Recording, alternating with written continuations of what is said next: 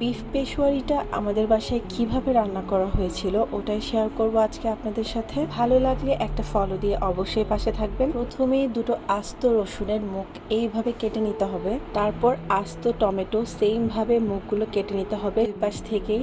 এই রান্নাতে আমরা রসুন, আদা, টমেটো, লেবু যা ইউজ করব সবই আস্ত ইউজ করব। তারপর লেবুটাকেও এইভাবে স্লাইস করে করে কেটে নিতে হবে। এই রান্নাতে দুটো রসুন, টমেটো 4টা আর পেঁয়াজ, আস্ত পেঁয়াজ 7-8টা আর অনেক বড় সাইজের একটা লেবু ইউজ করা হয়েছে। তারপর যে মাংসটা রান্না হবে সেটা ভালো মতো ধুয়ে নেওয়া হয়েছে। আর বিফ পেশোয়ারির রান্নাতে মাংসর সাথে আপনি নলা, আমাদের এখানে নলা বলে, আপনি নিহারি রান্না করার জন্য যে হাঁটি আমরা ইউজ করি, এটা মাংসর সাথে ইউজ করলে টেস্টটা খুবই ভালো আসে। আর মাংসটা একটু চর্বিযুক্ত হলে ভালো হয়। তো শুরুতে এভাবে মাংসটাকে লেয়ার করে বিছিয়ে নেব নিচে।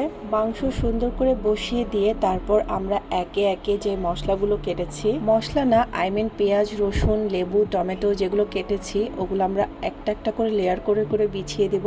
ভালো কথা, এখানে আমরা কিন্তু আস্ত আলুও ইউজ করব।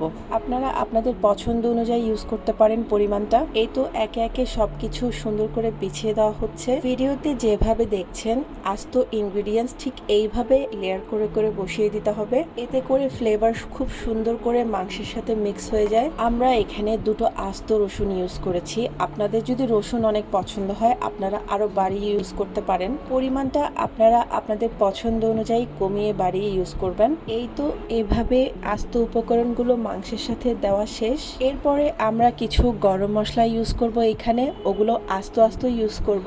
লেবুর খোসা সহ ইউজ করছি। অনেকেই মনে করতে পারে তিতা হবে, আসলে না, এতে ফ্লেভারটা খুবই ভালো আসে, লেবুর ফ্লেভারটা।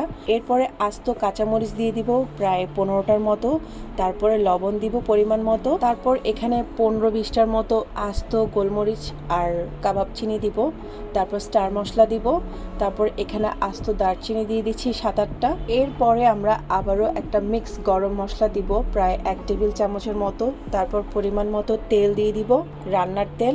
তারপর এইখানে 1.5 চা চামচের মতো কেওড়া জল ইউজ করব।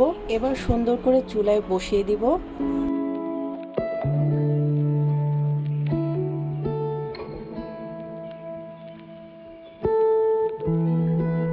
ও হ্যাঁ, অল্প করে পরিমাণ মতো পানিও দিয়ে দিতে হবে। এখানে অবশ্যই পরিমাণ মতো পানি একেবারে দিয়ে দিতে হবে, পরে ইউজ করলে এটা স্বাদের পার্থক্য হতে পারে। এরপর এখানে 2 টেবিল চামচ ঘি ইউজ করেছি। তারপর ঢাকনাটা দিয়ে ঢাকনার মধ্যে যে ছিদ্র আছে এটা একটা টিস্যু দিয়ে আমরা আটকে দেব। প্রথমে মিডিয়াম লো আঁচে দিয়ে তারপর একদম আঁচটা কমিয়ে প্রায় 3 ঘন্টা এভাবেই ওয়েট করতে হবে। এটা অল্প আঁচে আস্তে আস্তে রান্না হবে। 3 ঘন্টা পর এসে ঠিক এইরকম দেখতে হবে রান্নাটা। এই তো হয়ে গেল আমাদের মজাদার বিফ পেশোয়ারি। কেমন লাগলো অবশ্যই জানাবেন। আল্লাহ হাফেজ।